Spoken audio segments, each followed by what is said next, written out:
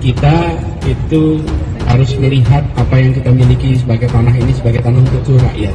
Ini yang seringkali menjadi tantangan kita, regulasi-regulasi kita terkait dengan tanah. Karena itu kenapa kemarin ada IMB kawasan, itu kan jalan terobosan di saat persoalan pertanahannya belum bisa selesai. Padahal kita tahu bahwa sejarahnya tanah itu tidak dibeli oleh kolonial dari rakyat. Tanah itu diambil begitu saja oleh penjajah. Lalu setelah penjajah pergi, pencatatannya dipindah dari catatan di milik kolonial pindah menjadi milik republik. Nah di situ rakyat-rakyat itu tinggal. Nah ini perlu ada solusi. Karena kalau kita hanya mengasumsikan seakan-akan kita beli tanah itu, akhirnya kita rebutan sama rakyat kita sendiri. Menurut saya sudah waktunya lagi kita tidak rebutan dengan rakyat kita sendiri. Sudah saatnya kita melihat mereka ini sebagai pemilik republik yang juga berhak untuk bisa tinggal dengan layak di tempat ini. Pada saat itu menjelang Pilgub DKI ya, pemilihan gubernur DKI Jakarta di tahun 2012 ya kalau nggak salah ya, itu ya senior kami, orang tua kami di bawah komunitas Tanah Merah itu berkontrak politik, jangan suara kami diminta tapi kepentingan kami tidak yang komodir. Jadi senior kami itu orang tua kami dulu meminta berkontrak politik dengan Pak Jokowi, kalau Pak Jokowi menang menjadi gubernur akan meresmikan KTP RT RW sesuai dengan domisili. Sejak saat itu RT RW yang ada di Kampung Tanah Merah ini mendapatkan operasional resmi ya, di bawah gubernur Pak Jokowi itu ya.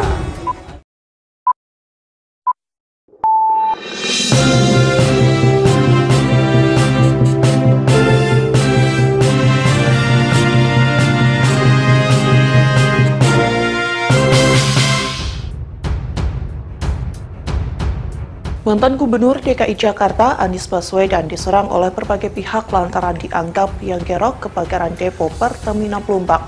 Bahkan nama Presiden Indonesia Joko Widodo pun ikut diseret dalam kasus kebakaran yang terjadi pada Jumat 3 Maret 2023. Kini kontrak politik era Jokowi saat menjabat sebagai Gubernur DKI Jakarta pun dibongkar. Hal tersebut dibongkar oleh politisi Partai Golkar yakni Andi Sinulinga melalui akun Twitternya pada 5 Maret 2023. Sebelum membongkar borok Jokowi, Andi menyebut nama Anies Baswedan yang seharusnya bertanggung jawab terkait kebakaran tersebut. Hal itu dikarenakan Anies memberikan izin mendirikan bangunan atau IMB bagi warga Tanah Merah di sekitar depo Pertamina Pelumpang Koja.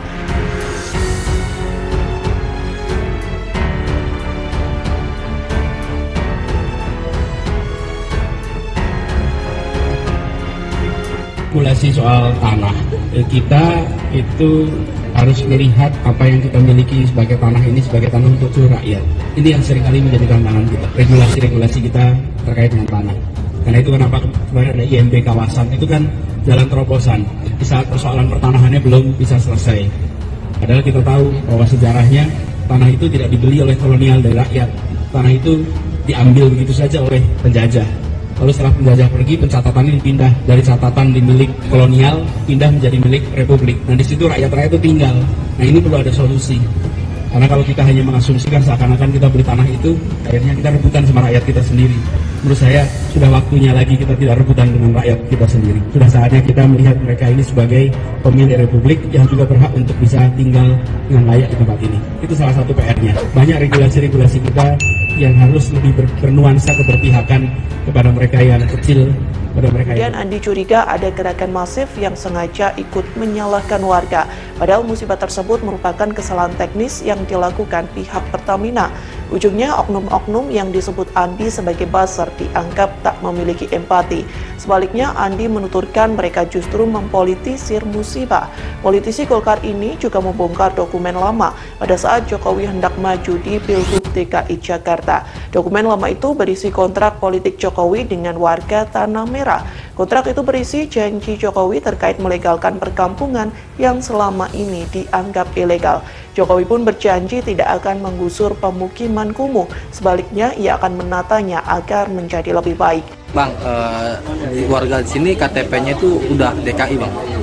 Ya, KTP DKI sejak tahun di bawah pemerintahan Pak Jokowi itu sekitar tahun 2013 ya mungkin 2013.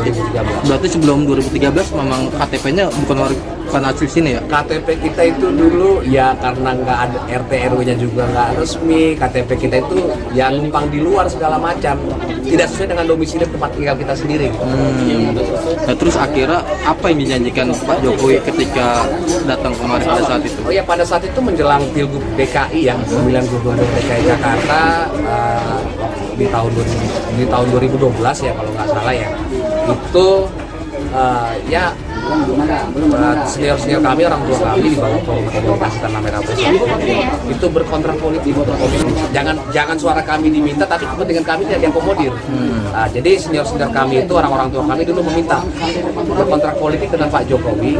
Kalau Pak Jokowi menang menjadi gubernur, akan meresmikan KTP RT RW sesuai dengan domisili. Sejak saat itu RT RW yang ada di Kampung Tanah Merah ini mendapatkan operasional resmi ya, di bawah Gubernur Pak Jokowi itu ya. Iya. Nah, terus saat mencalonkan presiden kembali lagi nggak Pak Jokowi itu janjikan sesuatu? Pada saat Pak Jokowi menjadi presiden ya, di sana itu kan gimana ya kalau dibilang ya, kita pada saat itu ya masih apa ya, kita tetap mendukung Pak Jokowi lah pada saat itu. Karena program yang KTP itu terrealisasi Pak ya? Iya, karena KTP itu ya apa yang dia janjikan dia tepati. Gitu. Terus harapannya apa nih Pak ke depannya nih? Ini kan warga kan sudah punya KTP, cuman status tanahnya belum ada. Ya, harapannya Pak Jokowi sendiri kan sudah mengeluarkan Perpres 86 tentang reforma agraria. Di sana Pak Jokowi mungkin bisa merealisasikan, karena biar bagaimanapun konflik pertanahan ini kan kami sebagai masyarakat kecil ini kan selalu kalah, nggak cuma kami aja, mungkin di tempat-tempat lain juga. Ya, harapannya Pak Jokowi bisa apa yang telah beliau buat produk hukum, apa yang telah beliau terbitkan, dia bisa mengakomodir kepentingan kami sebagai masyarakat warga Republik Indonesia. Kontrak politik serupa juga dibuat oleh Anies Baswedan, hanya saja Anies disebut menepati janjinya dengan memberikan sertifikat tanah kepada sebagian warga. Diketahui sebelumnya, anggota fraksi PDIP DPRD DKI Jakarta Gilbert Simanjuntak menyalahkan Anies Baswedan atas kebakaran Depo Plumbang. Pasalnya saat Anies menjabat sebagai gubernur memberikan izin mendirikan bangunan yang jelas-jelas menurutnya bertentangan dengan peraturan.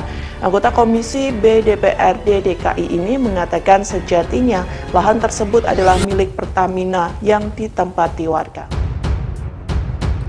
Bagaimana menurut pendapat Anda? Silakan berikan komentar terbaik Anda dan saling menanggapi komentar di kolom komentar.